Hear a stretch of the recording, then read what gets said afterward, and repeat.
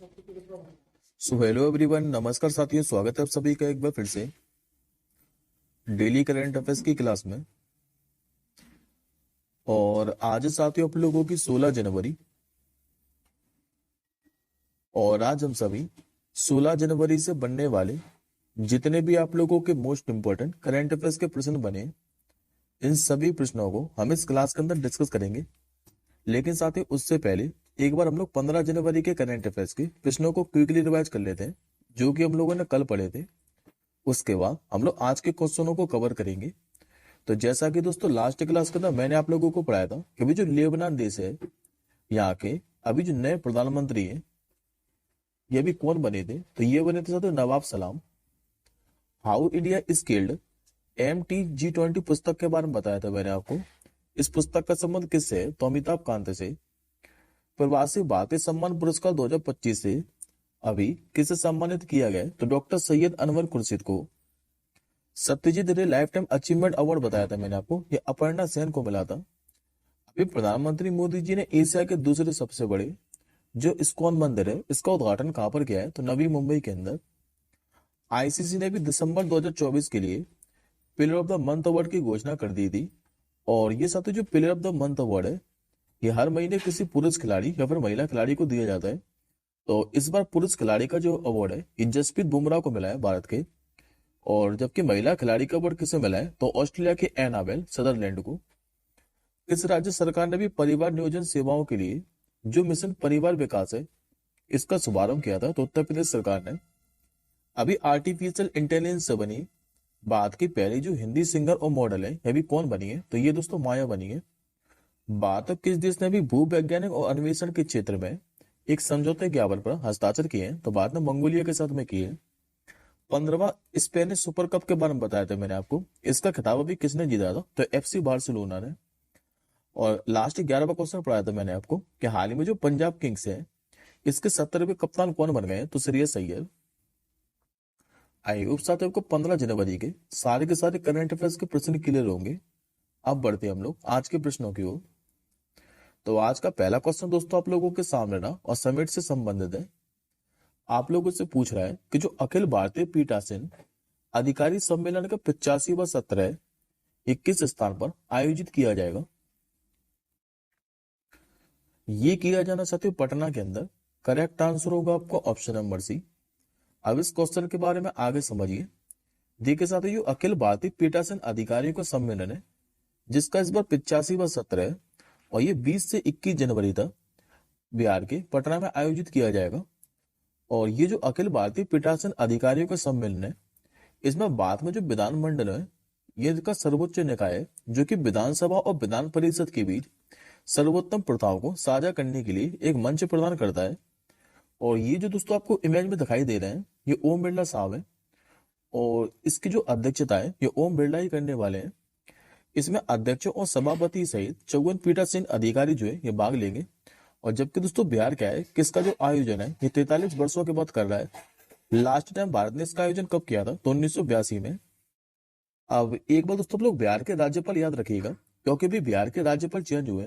मैंने आपको दिसंबर महीने के अंदर पढ़ाया था 28 दिसंबर को कि 5 राज्यों के नए राज्यपाल चेंज हुए थे, उनमें से एक बिहार के भी चेंज हुए थे। और जो दोस्तों राजेंद्र प्रसाद अर्लेकर है, जो कि पहले बिहार के राज्यपाल थे, अब इनको केरल का राज्यपाल बना दिया है। जबकि जो केरल के राज्यपाल थे, जिनका नाम था आरिफ मोहम्मद खान, ये अब बिहार के राज्यपाल बन चुके हैं। अब बढ़ते हैं हम लोग आज के दूसरे प्रश्न की ओर। आज का दूसरा क्वेश्चन दोस्तों आप लोगों से पूछ रहा है कि अभी बात के पहले जो महिला हॉकी इंडिया लीग है, इसका जो आयोजन है, ये कहां पर किया जा रहा है? ये किया जा रहा है झारखंड की राजधानी रांची के अंदर। करेक्ट आंसर हो जाएगा ऑप्शन नंबर सी। दरअसल झारखंड का जो रांची है, यहाँ पर जो मारंग गोम के जयपाल सिंह हॉकी स्टेडियम है, यहीं पर भारत के पहले महिला हॉकी इंडिया लीग का आयोजन किया जा रहा है। और अभी हॉकी इंडिया के क्या है कि 100 वर्ष भी पूरे हुए हैं। और बाद में साथ ही जो महिला हॉकी इंडिया लीग है, इसमें 4 टीमें भाग ले रही हैं। 4 टीमें कौन कौन सी हैं? तो एक तो इसमें लेगी दिल्ली एजी पाइपर्स, दूसरी इसमें ले रही है उड़ीसा वॉरियर, तीसरी सिरजी राण बंगाल टाइगर, और चौथी कौन सी है? तो सुरमा हॉकी क्लब, जो कि हरियाणा की है। अब यहाँ से साथियों मैं आपको पहले हॉकी इंडिया के बारे में बता देता हूँ, तो जिसकी दोस्तों स्थापना कब हुई थी? 2009 के अंदर। अब इसी के साथ बात कर लेते हम लोग मेंस हॉकी इंडिया लीग के बारे में। तो ये इसकी जाती जो शुरुआत है मेंस हॉकी इंडिया लीग की, ये 2017 के अंदर हुई थी। और जबकि आखिरी संस्करण का कब खेला गया था? 2017 के अंदर। जीता किसने था इसे? तो कलिंगा लैंसर ने जीता था। और हराया किसको था? तो दबंग मुंबई को। अब दोस्तों ये हॉकी से संबंधित क्वेश्चन है, तो मैं आपको हॉकी से संबंधित कुछ करंट अफेयर्स के प्रश्नों को रिवाइज कराता हूँ। और ये क्वेश्चन दोस्तों काफी ज्यादा महत्वपूर्ण है। आपको एक ना एक क्वेश्चन इनमें से एग्जाम में देखने को मिल जाएगा। जैसे कि दोस्तों याद करिए, सारे के सारे हॉकी से संबंधित महत्वपूर्ण करंट अफेयर्स के प्रश्न है। जैसे कि सुल्तान अजलन शाह ट्रॉफी के बारे में बताया था मैंने आपको। ये आयोजित तो की गई थी मलेशिया के अंदर। इसको जीता किसने था? तो जापान ने। और जबकि साथियों हराया किसको था? तो पाकिस्तान को। इसी के साथ जो FIH hockey finals world cup है, इसके बारे में भी दोस्तों मैंने आप लोगों को बताया था। और इसमें मैंने आपको पुरुष और महिला दोनों के बारे में बताया था। आयोजन तो साथियों पुरुष की हो चाहे महिला की, दोनों का आयोजन ओमान की राजधानी मस्कट के अंदर किया गया था। और इसे जीता भी नीदरलैंड ने था। चाहे वो पुरुष वाले की हो या फिर महिला वाले की बात। लेकिन महिला वाले में नीदरलैंड ने हराया किसको था? तो अपने प्यारे भारत को। और जबकि पुरुषों वाले में नीदरलैंड ने किसे हराया था? तो मलेशिया को। इसके बाद 2025 में जो hockey mains junior world cup है, इसका आयोजन कहां पर किया जा रहा है? तो अपने प्यारे भारत के अंदर ही। और 14वीं hockey India junior men's national championship के बारे में बताया था मैंने आपको, 2024 वाली। इसका आयोजन किया तो पंजाब के अंदर था। और जीता भी दोस्तों उसको पंजाब नहीं था। और जबकि हराया किसको था? तो उत्तर प्रदेश को। अब बढ़ते हैं हम लोग आज के तीसरे प्रश्न की ओर। आज के दोस्तों आपका जो तीसरा क्वेश्चन है, इस पे आप लोग स्टार मार के कर लीजिएगा, क्योंकि ये आज की क्लास का महत्वपूर्ण क्वेश्चन है। आप लोगों से पूछ रहा है कि जो राष्ट्रीय हल्दी बोर्ड है, इसका भी जो मुख्यालय है, ये कहां पर स्थापित किया गया है? तो इसका साथ ही जो मुख्यालय है, ये भी तेलंगाना के निजामाबाद के अंदर स्थापित किया गया है। करेक्ट आंसर हो जाएगा ऑप्शन नंबर डी। देखिए साथियों, देश में पहले जो हल्दी है, इसके नए उत्पादन के विकास और रिसर्च के लिए भारत सरकार ने 14 जनवरी को अभी नेशनल हल्दी बोर्ड को लॉन्च किया है।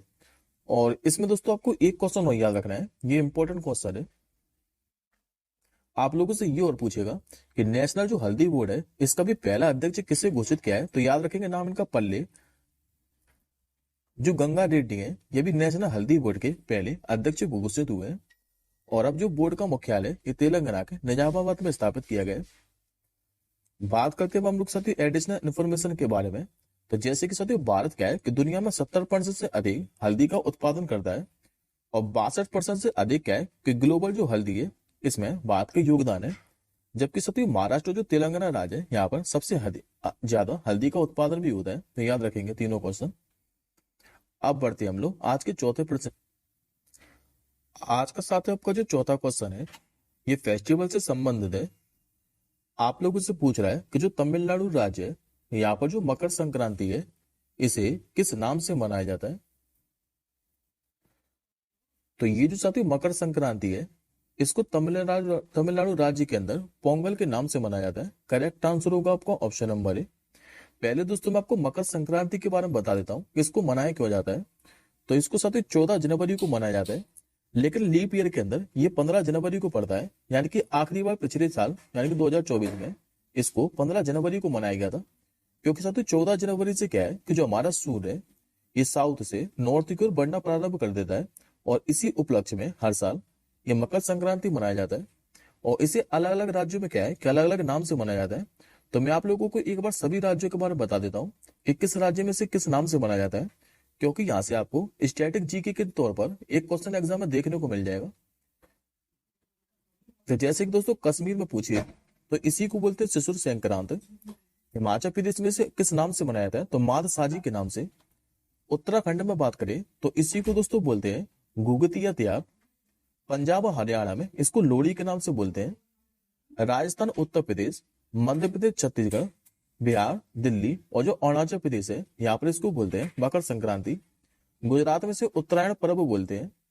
कर्नाटक की बात करें तो कर्नाटक में से बोलते हैं मकर संक्रमण। केरल में से मकर बिलक्कू के नाम से मनाते हैं। तमिलनाडु में मनाते हैं इसे पोंगल के नाम से। इसके अलावा तेलंगाना और आंध्र प्रदेश की बात करें तो यहाँ पर इसे भोगी। पंडुगाई के नाम से मनाते हैं।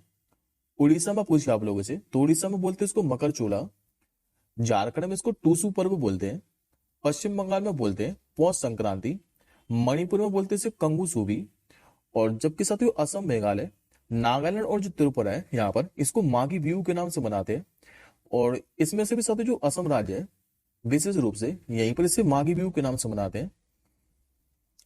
अब बढ़ते हैं हम लोग आज के 5वें प्रश्न की ओर। आज का 5वां क्वेश्चन दोस्तों आप लोगों से पूछ रहा है कि अभी स्वामी जो विवेकानंद की जयंती है, इन्हीं के उपलक्ष्य पर अभी किस राज्य सरकार ने जो स्वामी विवेकानंद युवा शक्ति मिशन है इसको लॉन्च किया है। तो वैसे तो साथ इस क्वेश्चन का जो आंसर है ये आप लोगों को इमेज में स्पष्ट दिखाई दे रहा है। ये मध्य प्रदेश के मुख्यमंत्री है डॉक्टर मोहन यादव, और इन्होंने क्या है अभी स्वामी विवेकानंद की जयंती पर स्वामी विवेकानंद युवा शक्ति मिशन को लॉन्च किया है। करेक्ट आंसर हो जाएगा आपको ऑप्शन नंबर बी। अब इस मिशन के बारे में आगे समझ लेते हैं। देखिए साथियों इस पहल का जो मुख्य उद्देश्य है यूथ ओरिएंटेड एक्टिविटीज को बढ़ावा देना है, यानी कि 2030 तक क्लास 10 और 12वीं बोर्ड के जो एग्जाम है इनमें छात्रों के लिए 100% पासिंग रेट हासिल करना है। बात करते साथ हम लोग स्वामी विवेकानंद जी के बारे में, तो इनका जो जन्म है 12 जनवरी 1863 को बंगाल के अंदर हुआ था। इसी के लिए हर साल नेशनल यूथ डे कब मनाया था, तो 12 जनवरी को। और नेशनल यूथ डे की दोस्तों अगर यदि आप लोगों से पूछे कि शुरुआत कब हुई थी, तो इसकी शुरुआत 1984 के अंदर हुई थी। और एक क्वेश्चन आप लोग और याद रखिएगा, यदि आप लोगों से ये पूछे कि जो स्वामी विवेकानंद जी हैं इन्होंने विश्व धर्म परिषद में भाग कब लिया था, तो दोस्तों विश्व जो धर्म परिषद है ये शिकागो के अंदर हुआ था, यूनाइटेड स्टेट के। और इन्होंने 1893 के अंदर क्या है कि विश्व धर्म परिषद में भाग लिया था। अब बढ़ते हैं हम लोग आज के 6वें प्रश्न की ओर। आज का साथ आपका जो 6वां क्वेश्चन है ये राष्ट्रपति से संबंधित है, और आप लोगों से पूछ रहा है कि हाल ही में जो जोरान मिलिनोविच हैं ये किस देश के फिर से राष्ट्रपति बने हैं।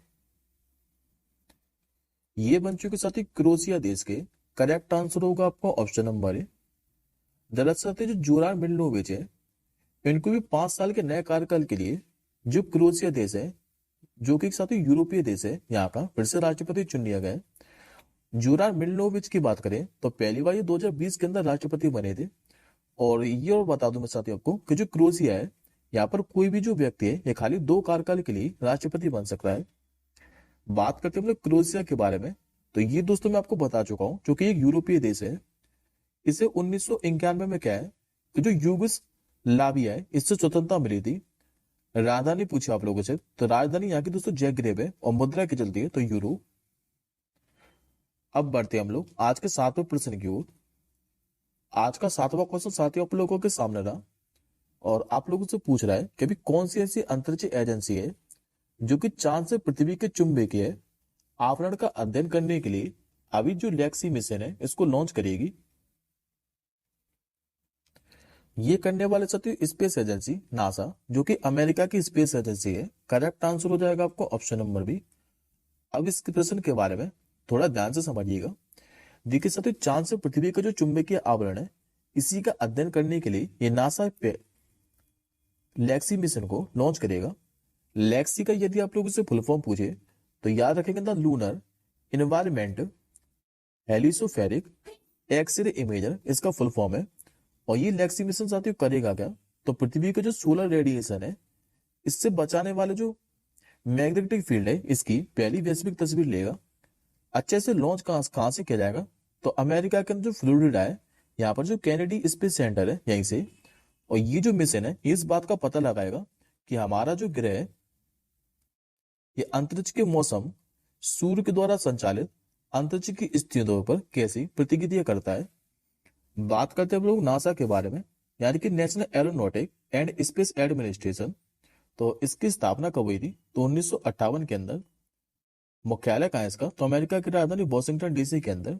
वर्तमान में इसके दोस्तों एडमिनिस्ट्रेटर कौन है, तो इनका नाम है बिल लैंसन। और इसका मोटो क्या है, तो for the benefits of all, ये इसका मोटो है। अब पढ़ते हैं हम लोग आज के 8वें प्रश्न की ओर।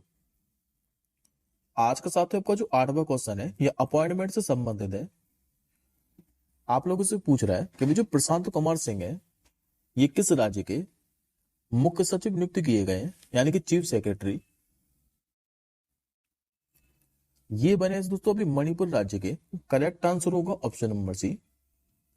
अभी जनवरी 2025 में क्या है कि जो प्रशांत कुमार सिंह है, जो कि 1993 बैच के आईएएस अधिकारी है, इनको भी मणिपुर का नया चीफ सेक्रेटरी नियुक्त किया गया है। और इन्होंने दोस्तों स्थान किसका ले लिया है, तो इन्होंने विनीत जोशी का स्थान लिया है। बात करते हैं हम लोग मणिपुर के बारे में। तो मणिपुर की कैपिटल क्या है, तो इम्फाल। और एक क्वेश्चन दोस्तों आप लोगों को और याद रखना है यहाँ पर, ये कई बार एग्जाम में पूछा हुआ क्वेश्चन है कि एक मात्र ऐसा कौन सा पार्क है जो कि एक फ्लोटिंग नेशनल पार्क है, तो याद रखेंगे केबुल लांचो नेशनल पार्क। और ये स्थित कहां पर है, तो ये मणिपुर के अंदर है। अब आज का आप लोग नौवा प्रश्न देखिए। आज का आपका जो नौवा प्रश्न है ये दिवस से संबंधित है। आप लोगों से पूछ रहा है कि जो भारतीय थल सेना दिवस है ये हर साल कब मनाया जाता है। हर साल साथियों जो इंडियन आर्मी डे है ये 15 जनवरी को मनाया जाता है। करेक्ट आंसर होगा ऑप्शन नंबर बी।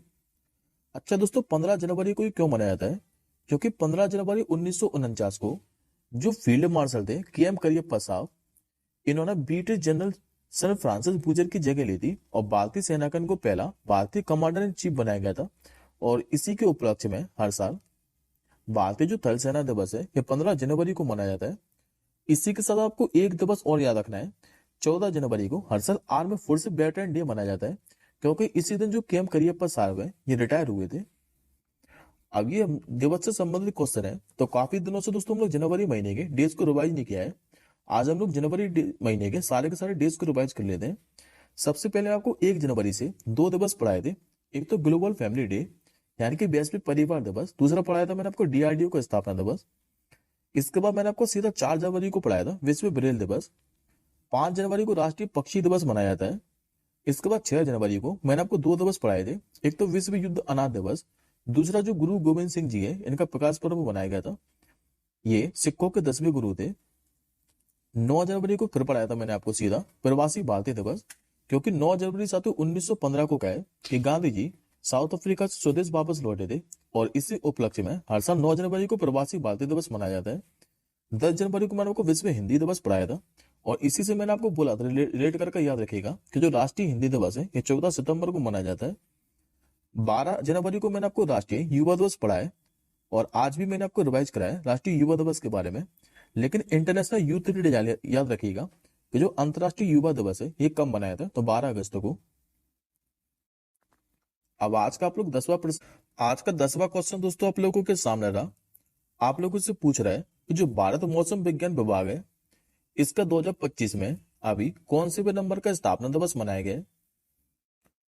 तो 2025 में बात करें तो 2025 में जो भारत मौसम विज्ञान विभाग है इसका 150वें नंबर का स्थापना दिवस मनाया गया है। करेक्ट आंसर हो जाएगा ऑप्शन नंबर डी। दरअसल प्रधानमंत्री मोदी जी ने कहा है कि अभी भारत मौसम विज्ञान विभाग के 150वें स्थापना दिवस के समारोह के दौरान मिशन मौसम को भी लॉन्च किया है। और ये जो पूरा कार्यक्रम है नई दिल्ली का जो भारत मंडपम है यहीं पर आयोजित किया गया था।